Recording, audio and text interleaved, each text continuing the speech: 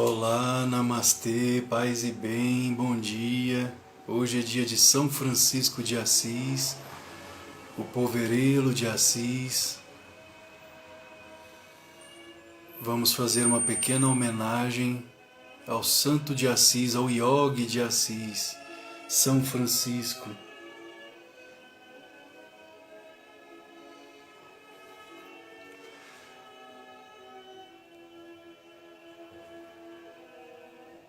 Bom dia, namastê, paz e bem. Salve São Francisco de Assis. Bom dia, Alberto, namastê, meu irmão, paz e bem. Hoje é dia de São Francisco de Assis. Estamos fazendo aqui uma homenagem, faremos uma homenagem ao poverelo de Assis.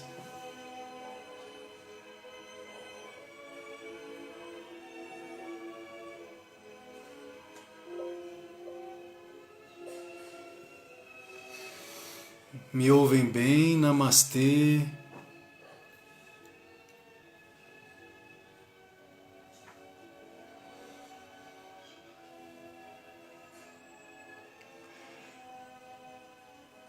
Namastê, paz e bem.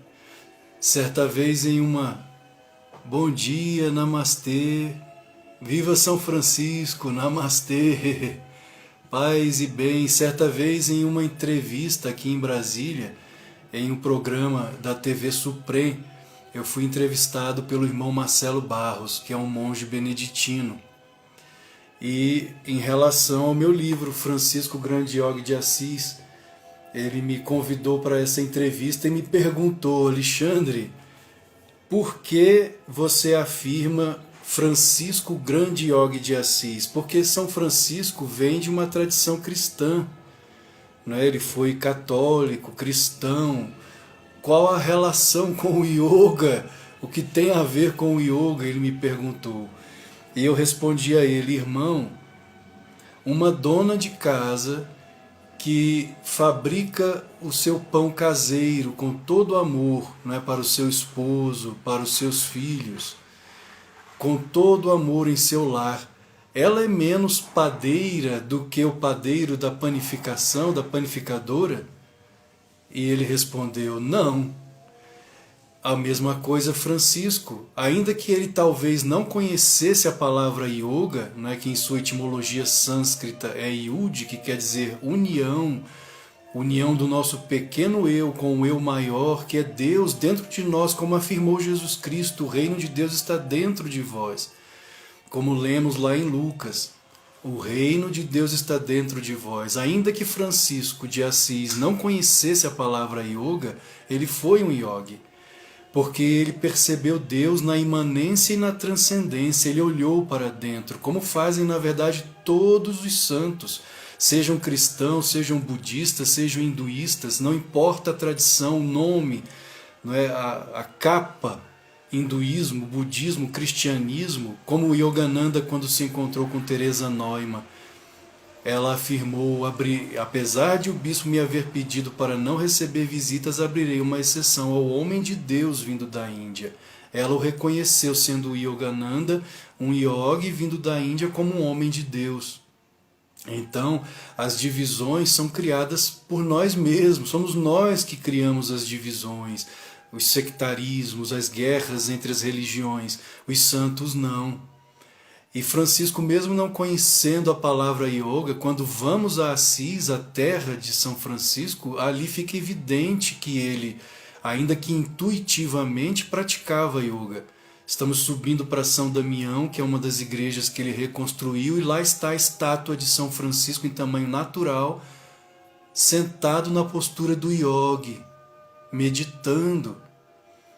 E vários outros lugares, como na igreja, no bosque de São Francisco, onde ele dialogava com os animais, ali existe um sino com os símbolos das religiões, não só o cristianismo, mas o símbolo do budismo, o símbolo do hinduísmo, do judaísmo. O que é que o símbolo do hinduísmo, do yoga, está fazendo lá em Assis, no bosque de São Francisco, assim como também quando vamos ao Eremo del Carcere, na estátua do Pai Seráfico, que existe um círculo de fogo em volta de São Francisco, também em tamanho natural, só que dessa vez ele de pé, e aquele círculo de fogo, representando o Pai Seráfico, está lá novamente os símbolos do cristianismo, do budismo, do yoga, né, do hinduísmo.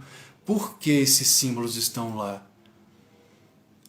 Porque Francisco foi eclético, ele não estava preso somente à cristandade, ao Cristo Jesus, mas ele reverenciou e reconheceu Deus em todas as outras tradições. Francisco foi um santo eclético, como foi Teresa de Ávila, como foi São João da Cruz.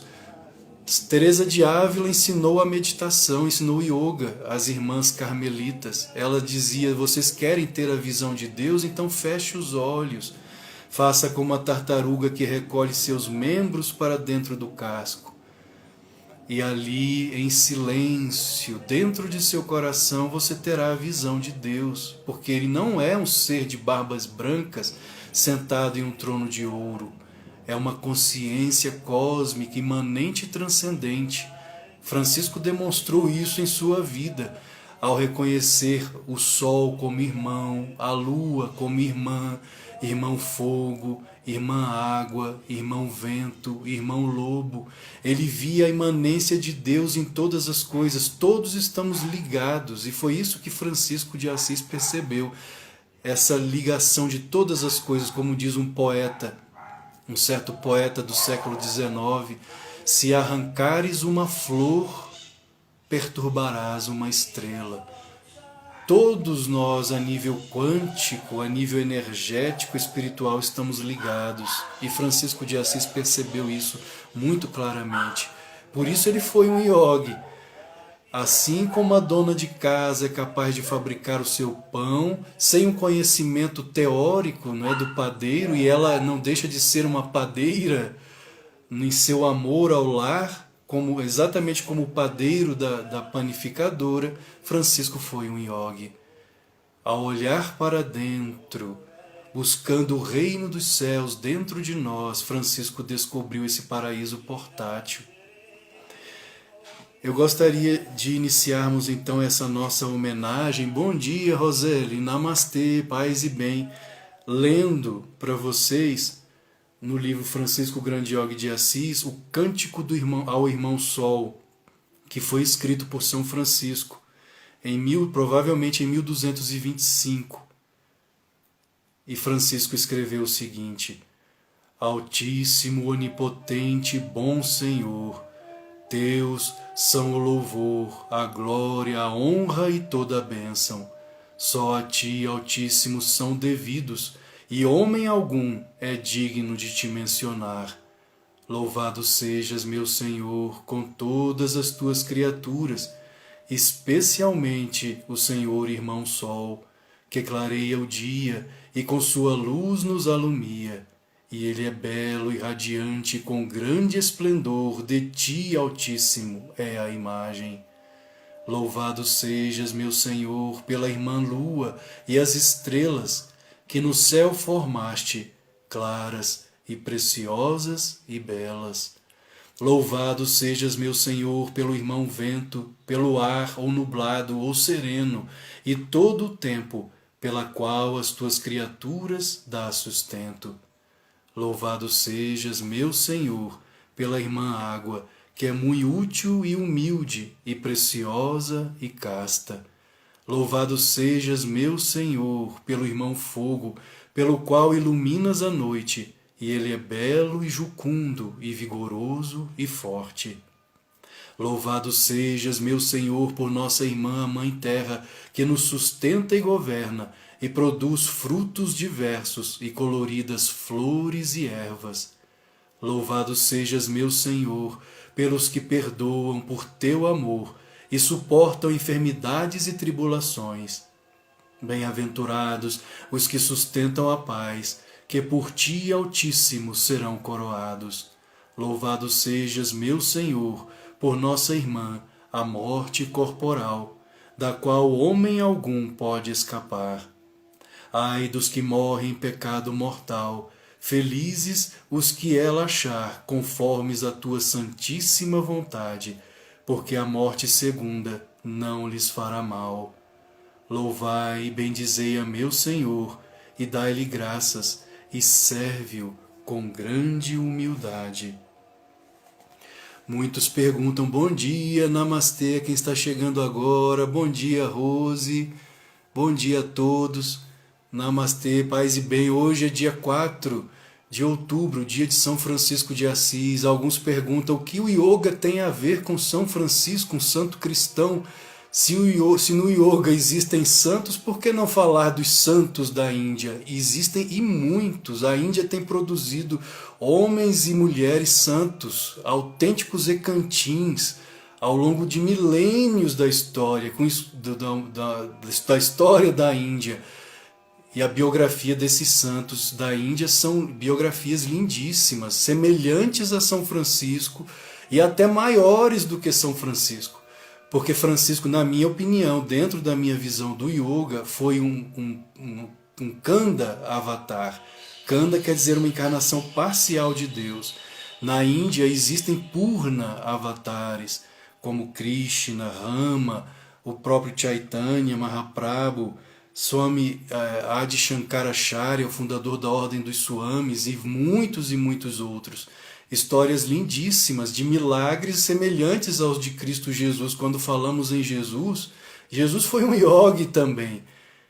Inclusive hoje acredita-se, existem estudiosos que afirmam, bom dia Rose, namastê, paz e bem. Muitos estudiosos que creem que Jesus visitou a Índia. Não é? Aquele período que é uma lacuna na Bíblia, dos 12 aos 30 anos, aquele período ali existem algumas evidências de que Jesus teria ido para a Índia e até ao Tibete. Existem textos sagrados Puranas, Purana quer dizer antigo, textos antigos falando a respeito de Jesus naquelas regiões, conhecido como Santo Issa. E ele foi visitar os avatares, a tradição dos avatares, encarnações de Deus. É interessante que quando chegam na Índia, quando os primeiros cristãos chegaram à Índia, falando aos indianos, nós conhecemos o Filho de Deus, uma encarnação de Deus na Terra, Jesus Cristo. Os indianos falaram assim, que interessante, pois nós temos aqui uma lista enorme de filhos de Deus, de encarnações divinas. Jesus seja bem-vindo, é mais um. Entre as encarnações divinas, quando falamos em deuses, a Índia tem um panteão enorme de deuses. O que são os deuses? Somos nós. Nós somos deuses, está na Bíblia. Jesus quase foi apedrejado por afirmar a unidade dele com o Pai. Eu e o Pai somos um. Os judeus fariseus da época pegaram em pedras para lançar em Jesus por ele afirmar a unidade dele com Deus. E ele então responde, vocês querem me apedrejar por falar que sou um filho de Deus? Vocês também são. Não está escrito no Antigo Testamento, eu disse, sois deuses. Sois deuses. Essa é a tradição que vem do Oriente, que vem da Índia. Bom dia, meu xará, irmão Alexandre. Namastê, paz e bem. Então a tradição dos avatares é milenar. Nós temos há 8 milênios o Senhor Rama, há 5.000 anos Senhor Krishna, como já afirmei, vários e vários outros. Em séculos mais recentes, Dyaneshwar, a vida de Dyaneshwar, do santo Dyaneshwar é algo extraordinário.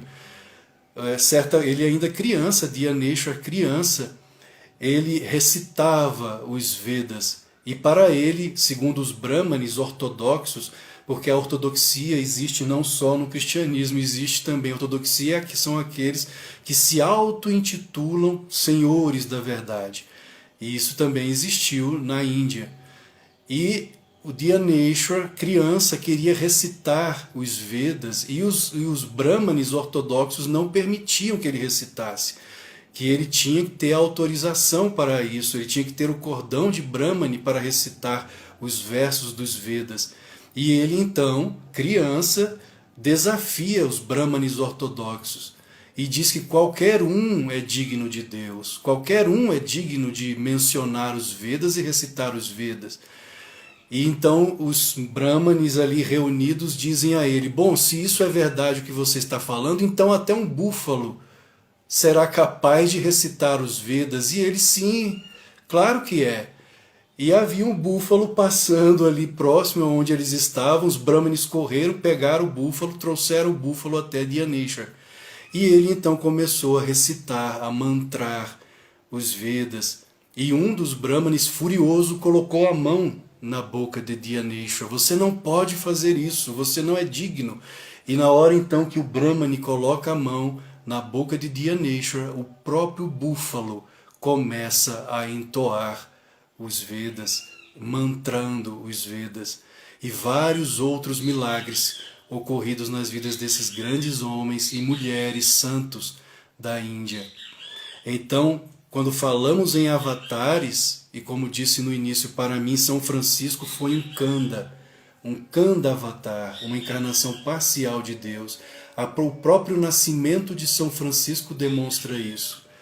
Quando sua mãe ali sofrendo as dores do parto, chega um anacoreta, um renunciante cristão, e bate à porta dos Bernardoni, da família abastada, rica família do pai de Francisco, Giovanni di Pietro di Bernardone, que é o verdadeiro nome de São Francisco. Francisco foi um apelido, né, Francesco, francesinho, que o pai dele, Pedro Bernardoni, colocou quando chegou de viagem, vindo da França, passou a chamá-lo de francesinho, Francesco, Francesco, Francesco, e aquele apelido pegou. Ele ficou mais conhecido, mais chamado de Francesco, mas o nome autêntico de Francisco, não, o nome de nascimento era Giovanni, quer dizer João.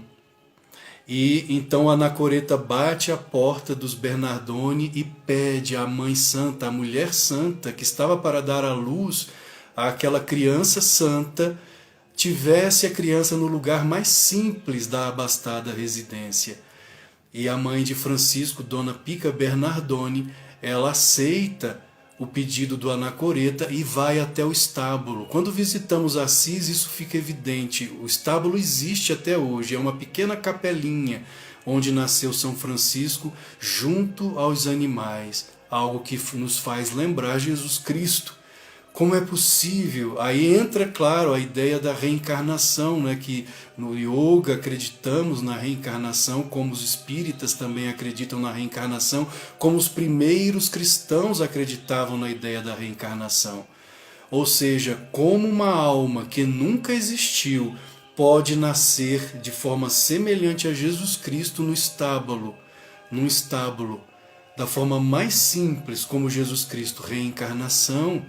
Ou seja, aquela alma que seria mais tarde São Francisco de Assis já vinha acumulado mérito kármico durante muitas vidas, muitas encarnações, para se tornar nessa vida Francisco um avatar Kanda, uma encarnação parcial de Deus, adorando e amando a Jesus, o Cristo avatar, em seu coração, em seu santuário do coração, em sua vihara do coração, assim como, por exemplo, um Chaitanya Mahaprabhu da Índia, que adorava o Senhor Krishna.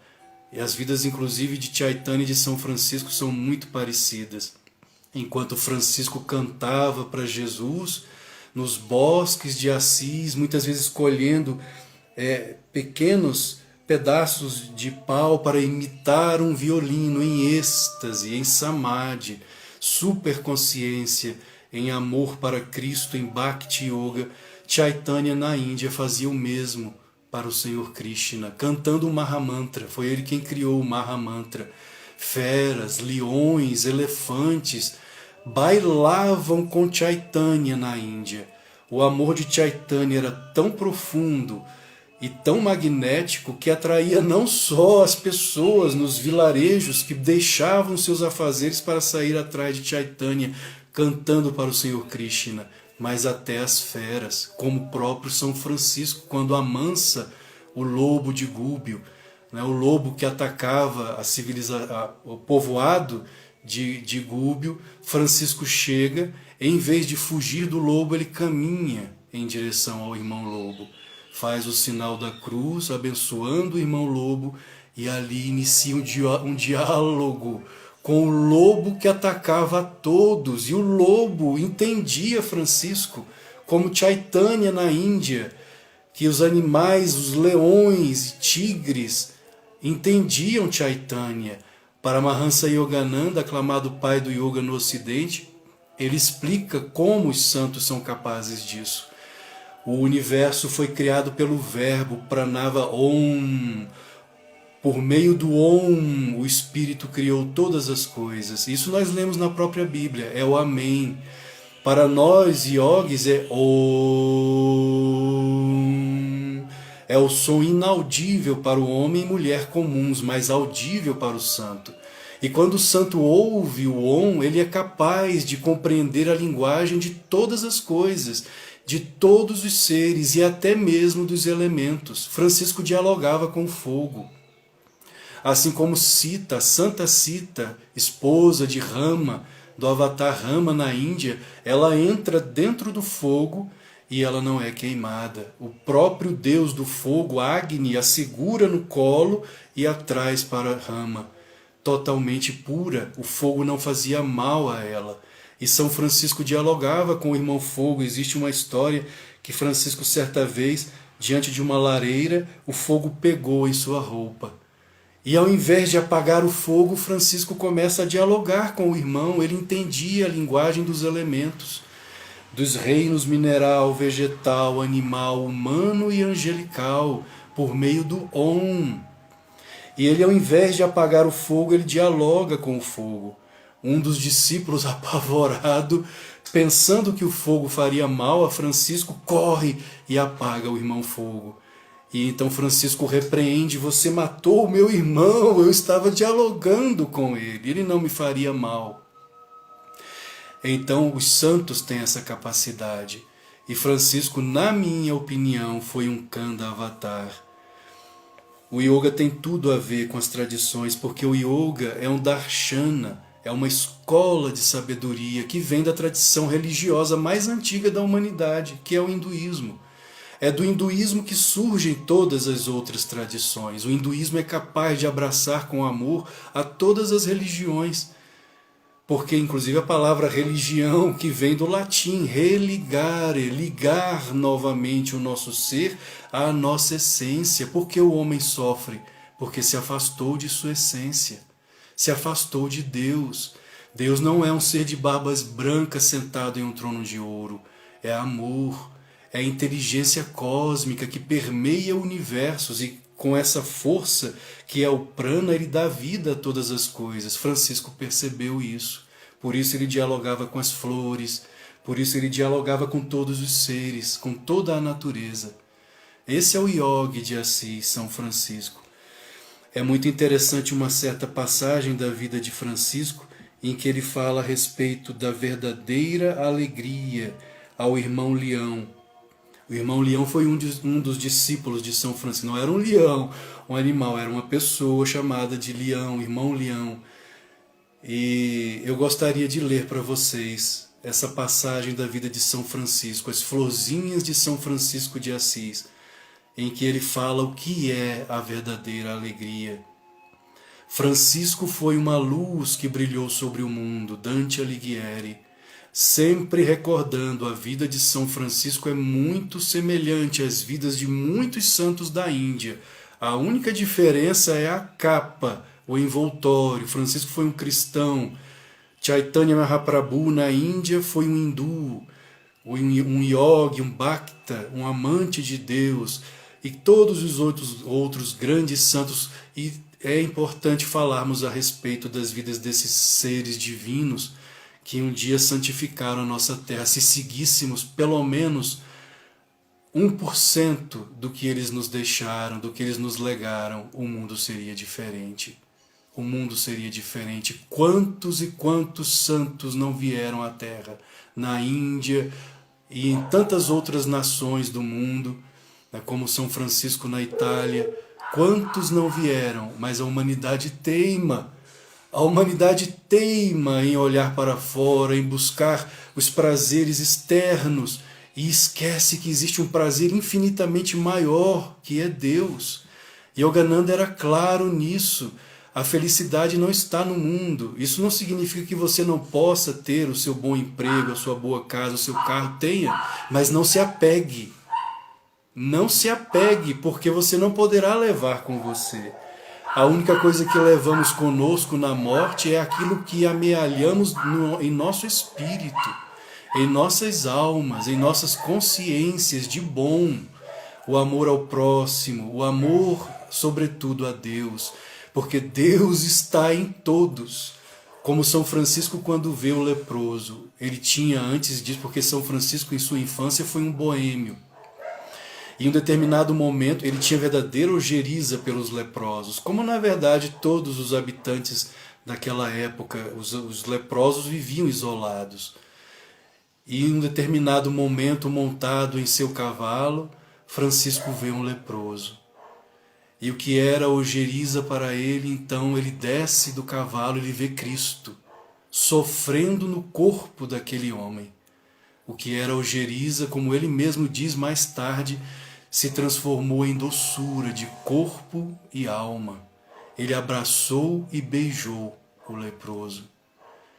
Ali começou a transformação de São Francisco, assim como também quando ele foi para a guerra, e ele vê a carnificina e ele se torna chocado com aquilo e começa uma verdadeira metanoia, uma transformação interna em Francisco. Ele passa momentos, períodos em silêncio, total silêncio, como os iogues da Índia, Mauna, praticando o silêncio interno, e ele vai despertando, despertando, despertando, até que surge aquele santo que muito provavelmente já de vidas passadas, de existências passadas, teve a missão de se encarnar nessa vida como Francisco de Assis. E as florzinhas de São Francisco dizem o seguinte: em um dia de inverno, enquanto Francisco viajava de Perugia a Santa Maria dos Anjos. Está um barulho aqui ao lado, não sei se atrapalha, espero que não. Bom dia, Amanda, bom dia a todos que chegaram agora, namastê.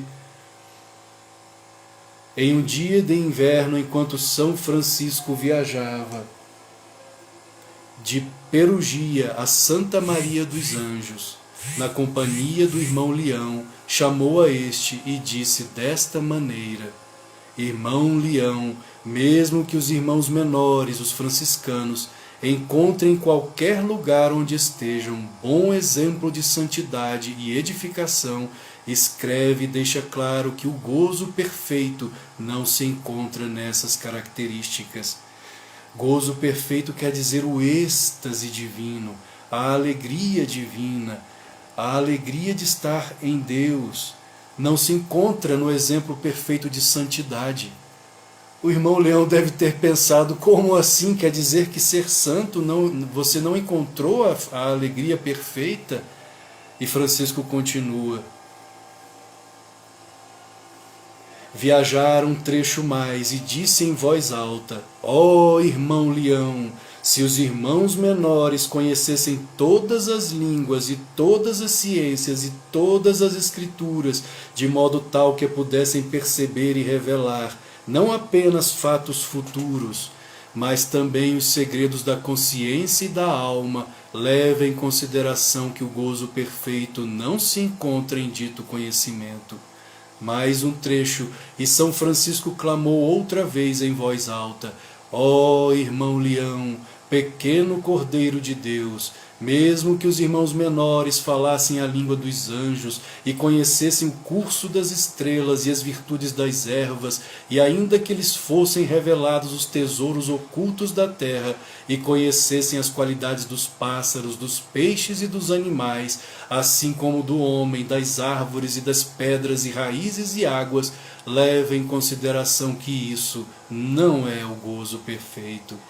E quando tal forma de falar já se havia prolongado por um bom tempo, o irmão Leão perguntou com enorme curiosidade: Pai, te suplico que em nome de Deus me digas onde haveremos de encontrar o gozo perfeito?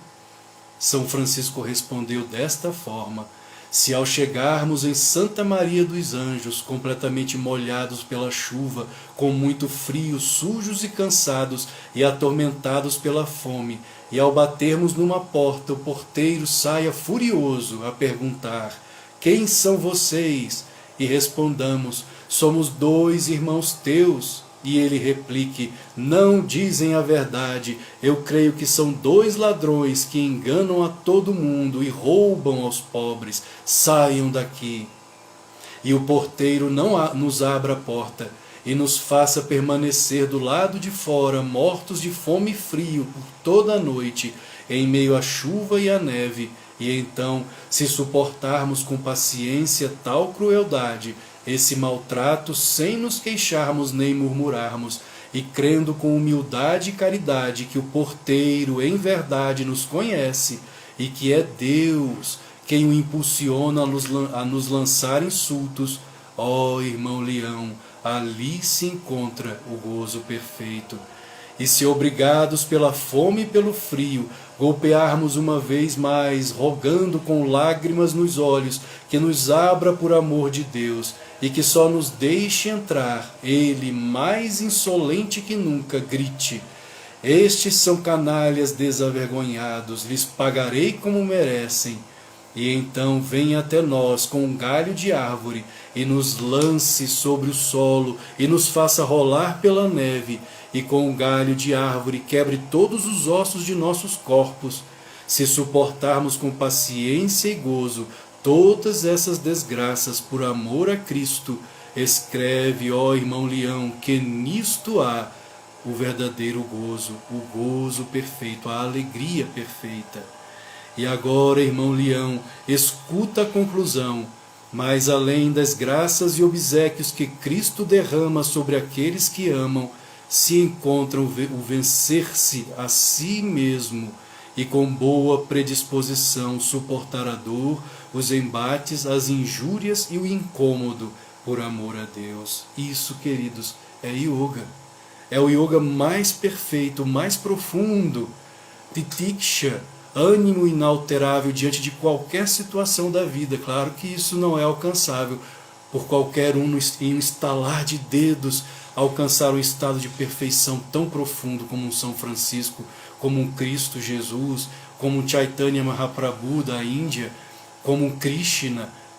Isso, na verdade, por isso a ideia da reencarnação. Nós não alcançamos um estado desse em uma única existência, em uma única vida, mas é a meta do yogi. Essa é a meta do yogi.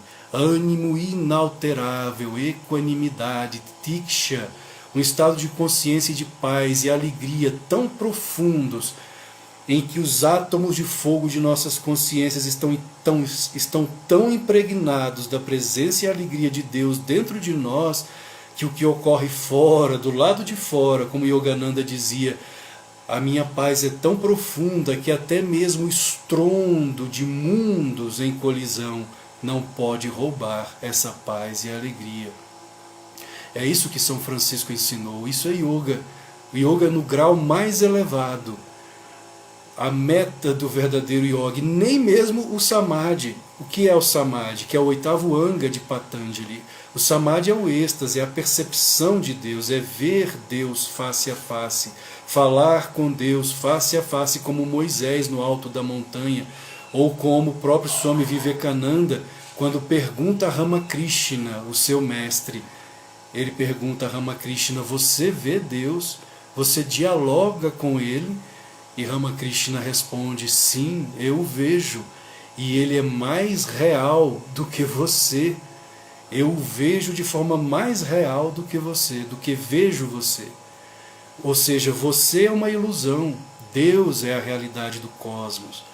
Mas esse estado de percepção não se alcança em uma única vida, em uma única existência. E aquele anacoreta que bateu à porta dos Bernardoni pedindo para que a mãe, futura mãe de Giovanni, Francisco, desse a luz no lugar mais simples da abastada residência, aquele anacoreta foi provavelmente um onisciente, um santo onisciente que conhecia previamente a futura missão de São Francisco. Ele sabia que Francisco seria um renunciante. Então, desde o nascimento, ele já veio no lugar mais simples. Por que isso? Alguns perguntam, mas será que para galgarmos, para caminharmos no cristianismo, ou no yoga, ou no budismo, devemos ser como São Francisco, descalços, nus, totalmente entregues à pobreza? Não, aquela foi uma escolha de Francisco, porque em sua época a igreja, ela vivia em total pompa, em total apego às coisas materiais e total desapego de Deus. A igreja, ao invés de se apegar a Deus, se apegou às coisas passageiras do mundo. O clero vivia em luxo total. Francisco então veio como a outra parte da balança para pesar para o outro lado e mostrar a simplicidade e o desapego total. Isso não significa que devemos fazer exatamente como Francisco, porque não é para todos. Muitos, inclusive, que chegavam à ordem franciscana na época, queriam que Francisco não fosse tão radical com as questões do mundo.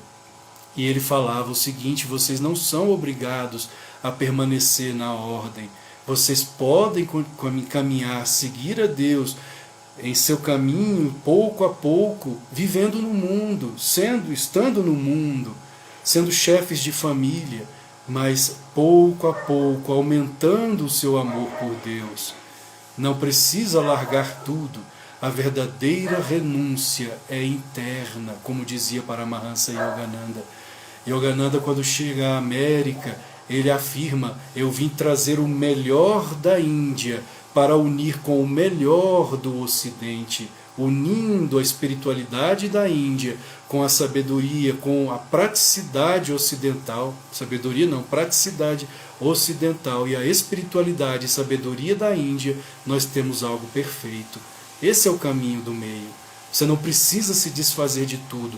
O desfazer-se é interno, é interno. Você pode até viver, eu particularmente conheço uma senhora de uma grande espiritualidade, ela vive aqui em Brasília e ela mora em um casarão. Pode-se dizer, é uma mulher de bens, de posses, mas é uma pessoa de uma caridade interna, de um amor pelo próximo, de um desprendimento de si mesma, que você vê, se ela não for uma santa, é quase uma santa, e vivendo em um dos lugares nobres de Brasília, Lago Sul, que é um dos lugares mais nobres daqui de Brasília. Ou seja, ela não se desfez do trabalho dela, do salário dela, das possibilidades materiais, mas internamente ela vive de forma simples. Internamente, porque até a forma de se vestir, ela se veste bem. Mas internamente é uma alma divina, é uma alma de luz. Todos que se aproximam dela amam essa pessoa, se apaixonam por ela, porque ela ama as pessoas, ela ama a todos, está sempre pronta a servir a quem quer que seja. Isso é yoga, isso é cristianismo autêntico, isso é budismo autêntico, é dentro, dentro. Não adianta nada, como é dito, existe uma história do yogi que se desfez de tudo e foi morar em uma caverna.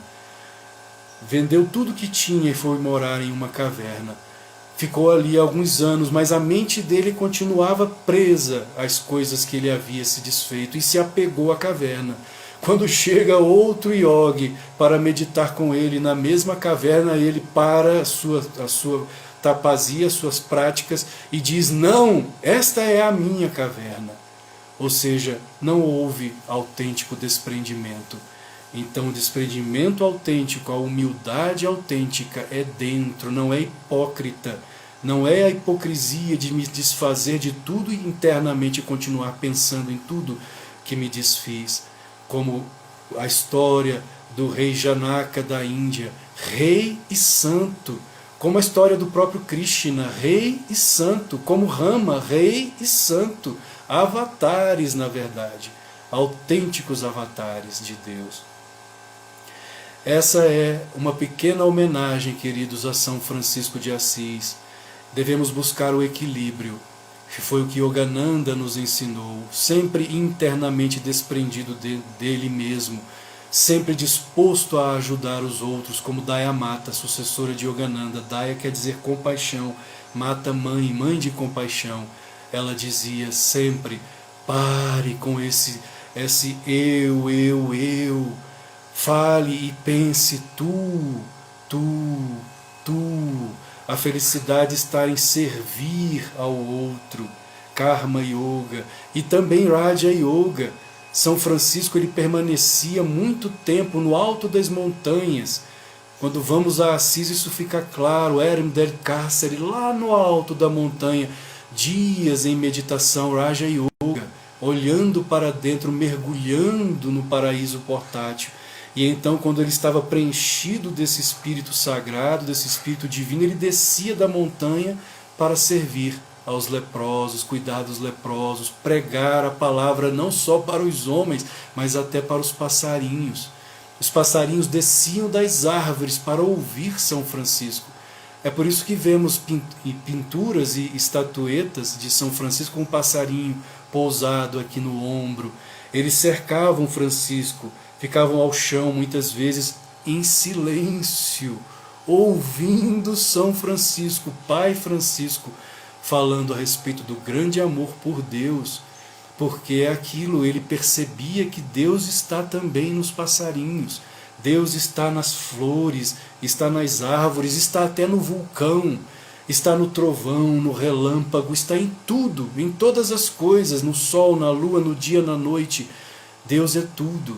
Tudo que existe no cosmos é Prakriti. Deus se tornou o universo. Ele não criou o universo de uma substância inexistente, ele criou o universo de sua própria substância. Só existe uma substância no cosmos, Deus.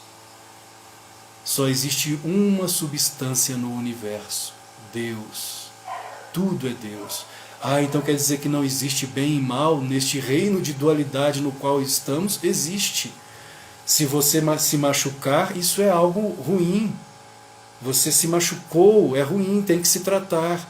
Bem e mal existem, como existe dia e noite, vida e morte, saúde e doença. Mas no final de tudo, todas essas coisas são Deus. E foi o que Francisco percebeu. É por isso que chamava tudo e a todos de irmãos. Tudo é Deus.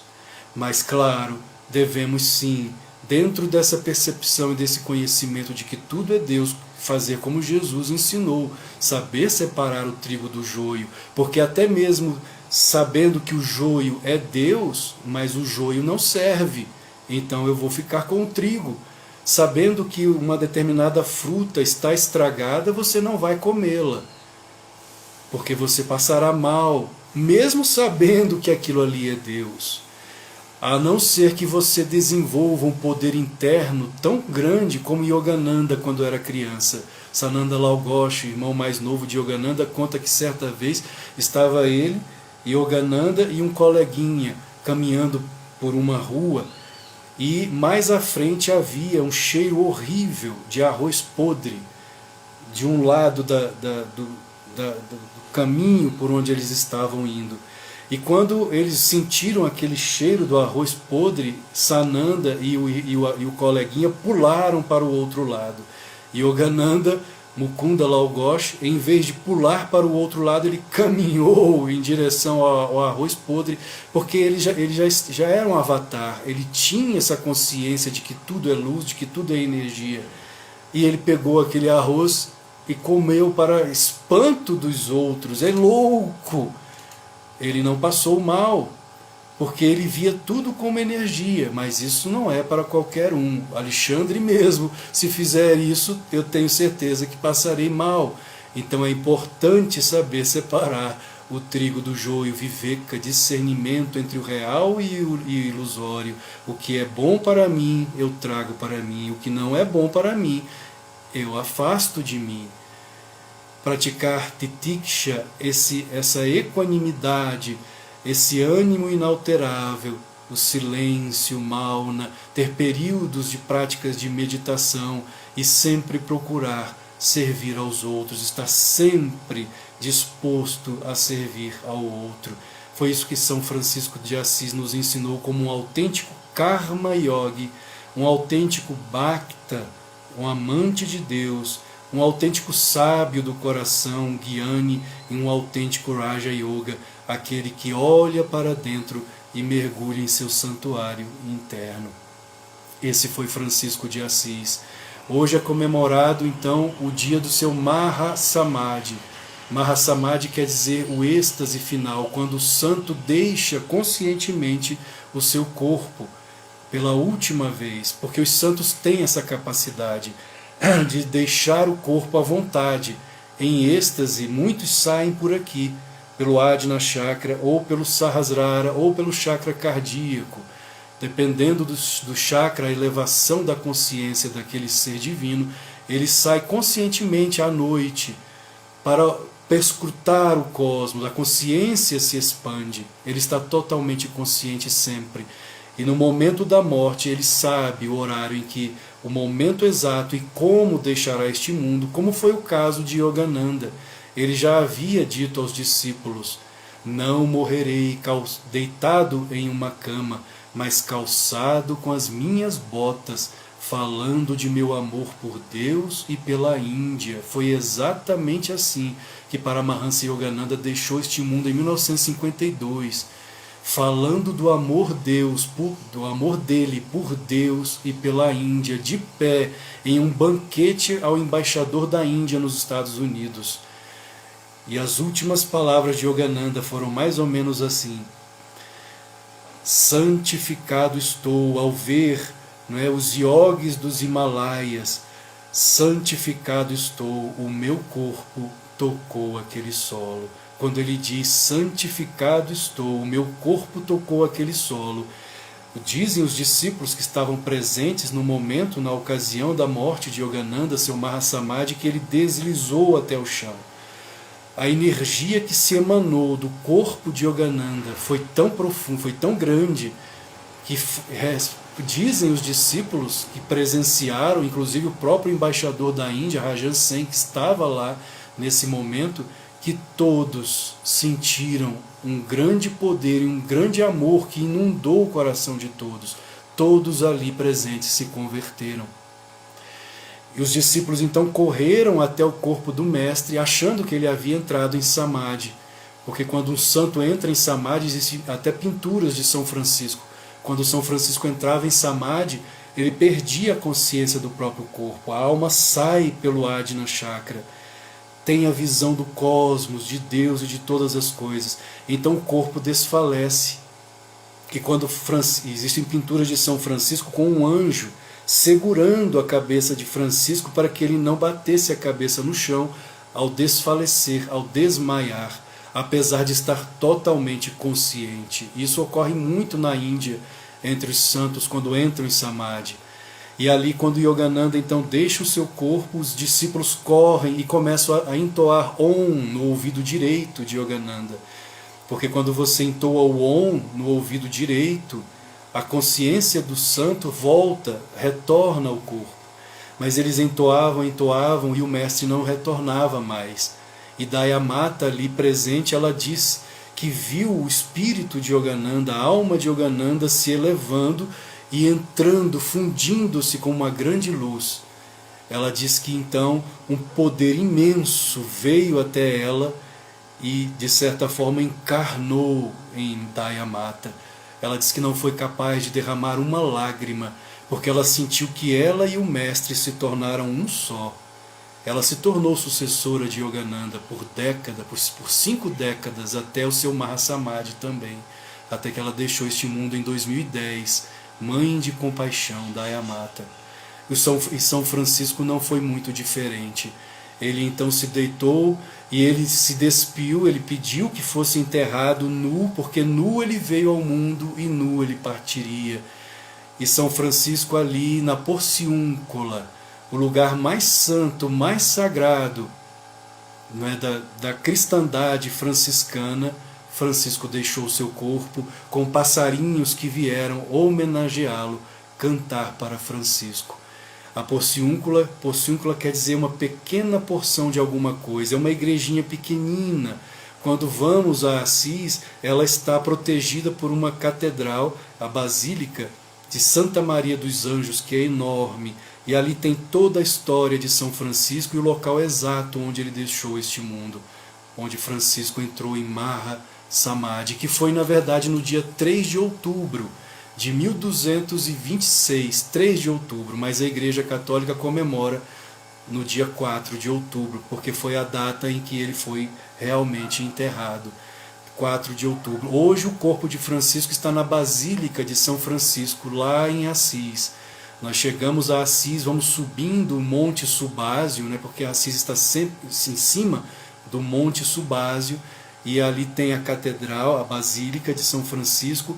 Vamos subindo mais, onde está o corpo dele, vamos subindo mais, caminhando pelas ruas de Assis, e mais em cima existe a Basílica de Santa Clara, que também teve um nascimento parecido com o de São Francisco, no sentido de que a mãe dela, a mãe de Clara, sentindo as dores do parto, ela ora e pede a Deus, não é, que não sentisse tanta dor, e ela ouve então uma voz, ela tem uma visão, ouve uma voz que diz a ela: não tema, pois a criança que que dará à luz será uma clara luz para o mundo, por isso o nome Clara, será uma clara luz para o mundo. Creio eu, a alma gêmea do próprio São Francisco de Assis. O que é a alma gêmea? A alma gêmea é a outra parte do mesmo ser. É o mesmo ser que, quando desce, Yogananda explica isso em seus escritos, quando primeiro existe a consciência única, e quando essa consciência única desce ao mundo causal, o mundo astral, ela se divide em dois. Então isso são as almas gêmeas, o positivo e o negativo. E quando se encarnam aqui no mundo físico, geralmente, como dizem inclusive os judeus cabalistas, a Cabala é sagrada, é divina. A Cabala foi trazida pelo patriarca Abraão há 4.000 anos. Então, quando as almas gêmeas se encarnam, no caso, claro, que de São Francisco e Santa Clara, eles não tinham relação como marido e mulher, não. O estado que eles alcançaram era de santidade, mas se amavam como almas gêmeas. Então se encarnam, e muitas vezes dizem os cabalistas que se encarnam em lugares distantes um do outro. Não foi o caso de São Francisco e Santa Clara, mas geralmente, ou pelo menos na maior parte das vezes, nascem em lugares distantes, têm idades muito diferentes. Inclusive São Francisco era bem mais velho, os filmes não mostram isso. Os filmes românticos, principalmente Irmão Sol e Irmã Lua, que é muito romântico, mostra Francisco mais ou menos na idade de Clara. Não, Francisco era muito mais velho que Santa Clara, que Clara de Assis. Então eles encarnam em lugares diferentes, com idades diferentes, culturas diferentes, pensamentos diferentes, às vezes línguas diferentes. Pode ser até no mesmo país, mas tem culturas diferentes. E, no determinado momento, por algum motivo kármico, sempre kármico, bom karma, eles se encontram. Mas Francisco de Assis com Santa Clara, Ramakrishna da Índia, o grande Ramakrishna com Sarada Devi, ele dizia: Sarada Devi é a minha alma gêmea.